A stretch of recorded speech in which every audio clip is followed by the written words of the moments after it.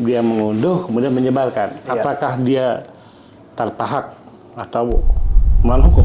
Putusannya sesuai dengan kenyataannya. Kalau tidak ada kebohongan, tidak ada kesusilaan, tidak ada hal-hal yang bertentangan dengan hukum, nggak ada. Kecuali ada unsur kesusilaan, ada unsur permusuhan, ada unsur kebencian, berarti ada sifat melawan hukum. Nah, ini nggak masalah juga. Nggak masalah ya. Intinya kalau BAP hal yang nggak mungkin. BAP itu kan tidak ada dimasukkan oleh institusi kepolisian.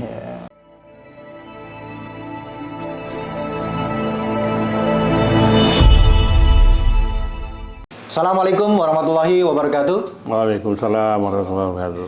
Kembali lagi di YouTube channel Halo Pengacara. Apa kabarnya sahabat Halo Pengacara? Semoga selalu dalam keadaan sehat walafiat ya. Kembali bersama Bang Dr. Abdul Khair Ramadan, ahli atau pakar hukum pidana. Kita akan mengulas nih yang sedang viral terkait dengan salinan putusan dari perkara perceraian dari Ria Ricis dan Teguh Ryan yang tersebar di media sosial, kemudian menjadi bahan perbincangan. Bahkan isi-isi dari putusan pengadilan yang sifatnya katanya sensitif itu juga menjadi polemik di masyarakat.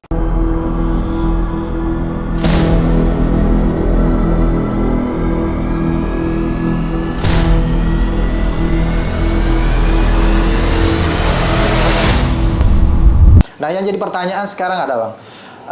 Sudah kita bahas sebelumnya di video sebelumnya tentang salinan ini, tapi kita dari mau lihat atau mau dengar dari perspektifnya hukum pidana, apakah salinan putusan yang kemudian memuat di dalamnya ada data pribadi seseorang atau dalam hal ini para pihak yang berperkara, kemudian dimunculkan atau dapat diakses oleh publik, dapat di-download, dan di situ juga khususnya perkara perceraian nih, Bang. Itu dapat diketahui oleh publik alasan-alasan perceraian, itu apakah masuk dalam sebuah perbuatan melawan hukum, Bang, sebenarnya, Bang? Atau diperbolehkan gitu orang mengetahui data pribadi dalam putusan itu, Bang? Lihat dulu, dalam hal ini pengadilan. Pengadilan itu kan organ yudikatif. Kewajibannya setiap putusan itu diupload, sehingga semua orang bisa baca, bisa ngeprint, tentu bisa menyebarkan lagi akibatnya. Jadi putusan yang diupload itu bisa ditransmisikan atau didistribusikan lagi oleh orang lain. Pertanyaannya, yang diupload oleh pengadilan itu tentu sesuatu hal yang dengan wewenang, dengan hak, pasti kan? Nah sekarang, apakah yang turut menyebarkan? Dia mengunduh, kemudian menyebarkan. Apakah dia tanpa hak atau melawan hukum? Itu pertanyaannya. Jawabannya apa, Bang? Dia mengikuti yang di-upload oleh pengadilan. Berarti kalau di-upload oleh pengadilan, siapa saja mentransmisikan, mendistribusikan adalah juga dengan hak. Dan dengan sendirinya tidak ada sifat melawan hukum, kecuali seseorang mengupload suatu konten itu ternyata bertentangan dengan hukum, ada unsur kesusilaan, ada unsur permusuhan, ada unsur kebencian, berarti ada sifat melawan hukum. Ketika diupload, ada seseorang atau beberapa orang mentransmisikan atau mendistribusikan lagi, tentu dia berkualitas sama kepada orang yang pertama. Nah dalam perkara aku, orang pertamanya kan orang sah, lembaga sah, kontennya juga konten sah, putusan, dan itu terkait dengan keterbukaan informasi publik, jadi nggak ada masalah. Kalau ditransmisikan, didistribusikan lagi, baik dengan sarana media medsos apapun, mau Telegram, mau Facebook. Maksudnya Abu mau bilang dengan dia re-upload, mengupload ulang, itu bukan suatu tindak pidana, Bang? Enggak. Karena di-upload oleh yang berwenang, lembaga, badan yang sah. Tentu di sini tidak ada perbuatan tanpa hak. Kalau undang-undang ITE kan dengan sengaja dan tanpa hak. Harus dengan sengaja dan harus tanpa hak. Nah ini tanpa hak tidak, kan dengan hak.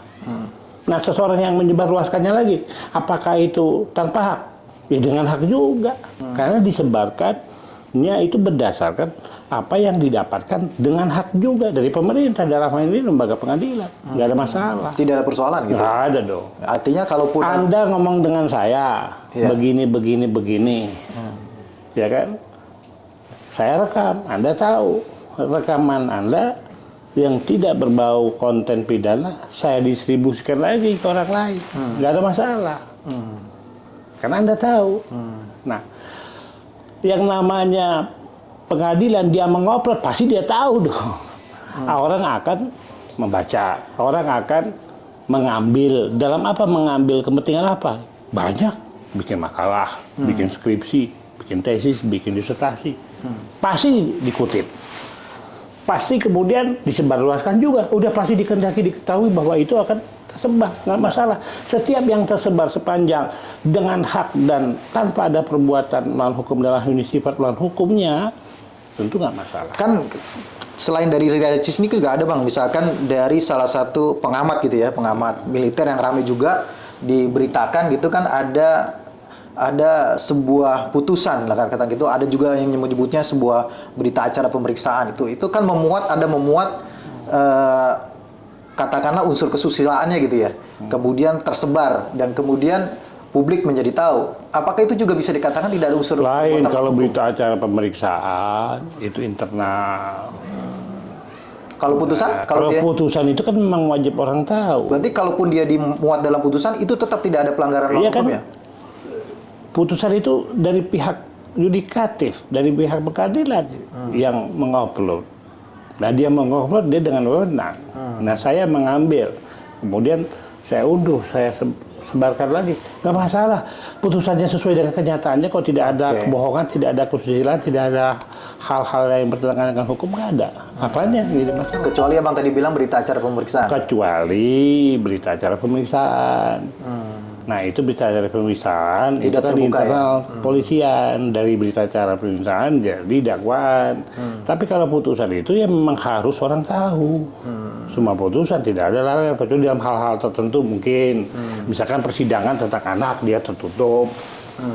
Tapi kalau hal yang begini nggak masalah. Kan kalaupun pemeriksaan tertutup itu hanya pemeriksaannya Bang, ya kan? Tapi untuk duduk perkaranya, buktinya. Enggak, itu maksudnya kan kalau pengadilan anak dia kan tertutup. Hanya orang terbatas yang tahu. Nah gimana kalau putusannya? Iya. Putusannya di-upload oleh pengadilan. Ya nggak masalah juga. Nggak masalah ya. Intinya Kalau BAP, hal yang nggak mungkin. Iya. BAP itu kan tidak ada dimasukkan oleh instansi kepolisian. Di-upload, disebar, nggak ada. berarti dia mendapatkan itu dan menyebarkan itu secara melawan Kalau hukum, ya? dakwaan pasti di dalamnya sudah terkandung. Kalau putusan pasti di dalamnya sudah ada dakwaan. Dakwaan itu didasarkan kepada BAP. Ya. Replik, pledoi, duplik kan ada juga di sini. Iya. Selain awalnya register. Iya.